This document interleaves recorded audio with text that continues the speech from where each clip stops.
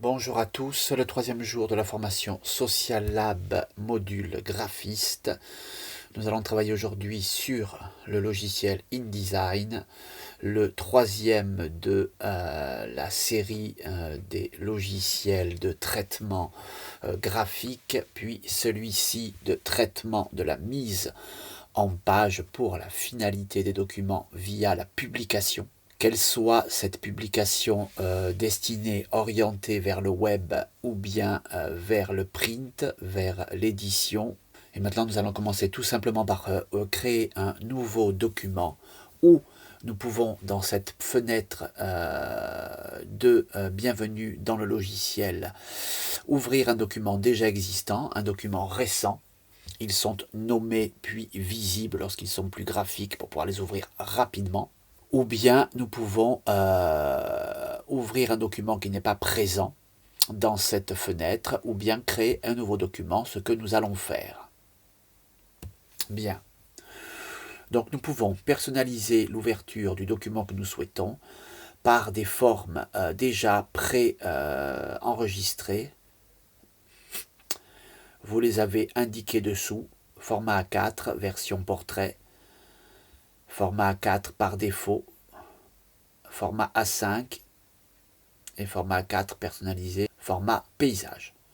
Donc voici que nous allons ouvrir un format de page que je vais orienter vers la création d'une affiche. Donc le format que je vais ouvrir n'est pas proposé dans cette fenêtre, donc je vais aller le composer.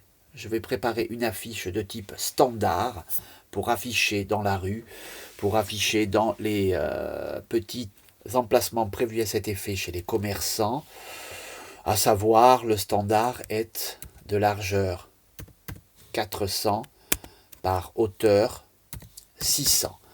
Mais nous savons que lorsque l'on veut imprimer un document en extérieur, qu'il soit en numérique ou bien en édition papier, nous pouvons diviser par deux le format d'impression du document.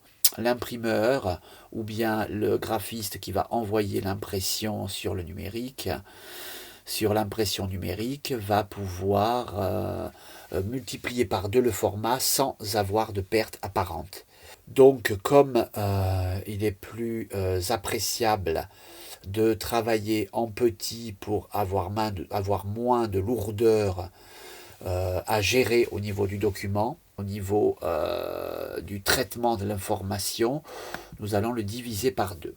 Donc, mon document définitif va faire 40 cm par 60 cm, 400 mm par 600 mm. Je vais donc le diviser par deux et faire un document de 200 mm par 300 mm, qui équivaut quasiment à un A4. Format portrait. Je peux lui donner un titre d'ores et déjà, affiche 1. Nous voici dans la barre d'outils avec, de manière succincte, les quelques outils les plus importants que nous allons utiliser. L'outil sélection direct, qui va directement sélectionner une forme déjà faite. L'outil page, l'outil gestion de l'espace, l'outil récupération de contenu. Quand on clique en dessus, que nous avons la petite flèche en bas à droite, bien évidemment, nous pouvons aller dans les sous-outils, et dans celui-ci, outil importation de contenu. Nous allons voir bien évidemment l'outil texte, très important dans le logiciel de mise en page, l'outil création de traits, l'outil plume qui joue le même rôle que les plumes dans Photoshop ou bien Illustrator, l'outil crayon également. L'outil bloc rectangulaire va nous permettre de pouvoir créer ou bien un insert texte. Je suis sur l'outil texte, donc mon bloc est un outil, est un rectangle d'écriture de texte. Si je prends un bloc avec la croix milieu, cela veut dire que c'est un bloc d'importation qui peut nous permettre d'importer illustrations, logos, photos, etc. Et l'outil rectangle nous permet de gérer des formes rectangulaires. Si je clique dessus, j'ai d'autres formes comme l'ellipse, le polygone, etc. Lorsque je clique dans l'espace de la page avec l'outil rectangle, je peux en modifier la largeur et la hauteur pour être plus précis sur un document de mise en page. Lorsque je veux effacer un document, s'il est sélectionné, delete, et le document s'en va. Sinon, je prends l'outil de sélection et je vais sélectionner le document en question. Il s'affiche des différentes petites poignées de transformation du document, delete ou bien menu édition, effacer. Je peux également effectuer une petite zone de sélection pour entourer la partie qui m'intéresse et effectuer le delete ou bien effacer.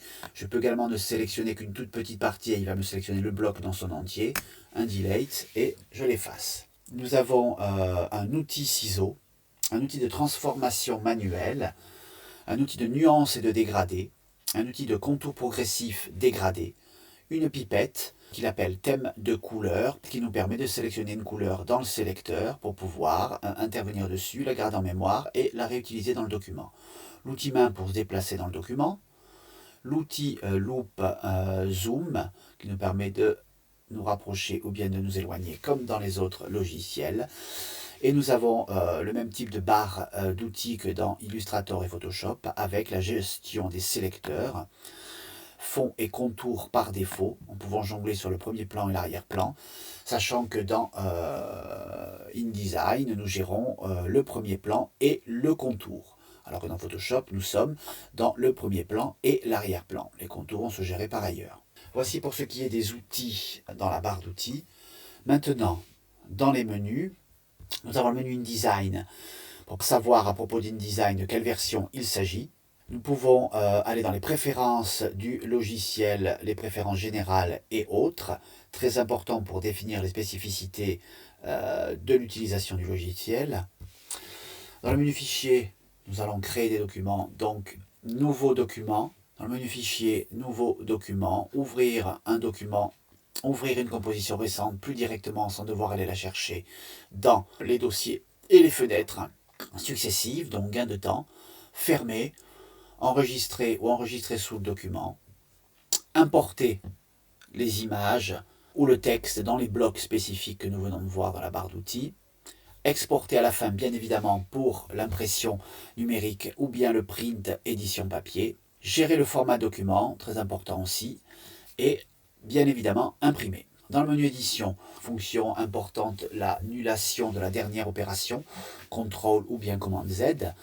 Nous allons trouver toujours le couper, copier, coller, CTRL X, C ou V.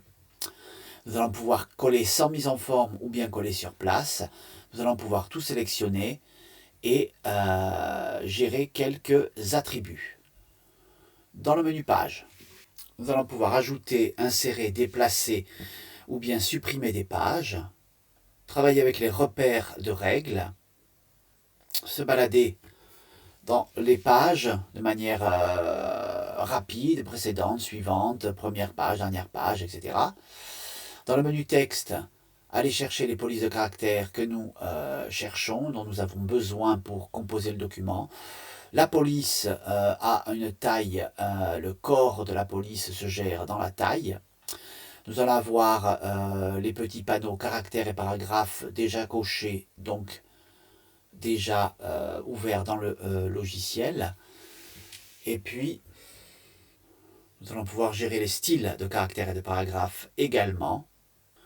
Dans le menu objet, nous allons pouvoir transformer l'objet, le déplacer, le mettre à l'échelle, lui faire faire une rotation, le déformer, lui faire faire une rotation précise et directe dans le sens des aiguilles d'une montre ou dans le sens contraire, lui faire faire une rotation à 180 degrés, lui faire également faire symétrie sur un axe vertical ou horizontal, l'effet miroir, ou bien effacer les transformations. Nous allons pouvoir répéter les transformations, jouer sur la disposition des objets dans les plans successifs, de l'arrière-plan vers le premier plan, et sélectionner tous les différents objets, quels que soient les plans dans lesquels ils se situent. Nous allons pouvoir jouer avec l'objet ancré dans les différentes options, ou bien travailler avec les options du bloc texte, avoir les performances d'affichage de l'objet dans la page, qui peuvent s'afficher de manière un peu rapide, standard ou bien de qualité supérieure quant à la définition de l'objet. Le tableau, pour créer, dans le menu tableau, créer un tableau, les différentes options du tableau, la gestion des différentes cellules de ce tableau, on peut l'insérer ou en insérer plusieurs, les supprimer, les sélectionner, etc. Dans le menu affichage, retrouver le zoom avant, arrière, ajuster les différentes pages à la fenêtre ou bien les planches à la fenêtre, aller directement à la taille réelle ou bien à la table de montage, travailler sur le mode de l'écran en aperçu, rapide, en mode normal, en fond perdu ou bien en ligne de bloc, quand nous gérons une mise en page spécifique pour l'impression, édition papier. Également pour les différentes performances d'affichage, on retrouve l'affichage rapide, standard ou de qualité supérieure, qui nous permet d'avoir un affichage rapide à l'écran lorsque l'on travaille sur un document grand, long, complexe, donc lourd, qui comporte beaucoup d'illustrations, de photos, un grand nombre de pages. Le système va être très sollicité au niveau des ressources, RAM et autres.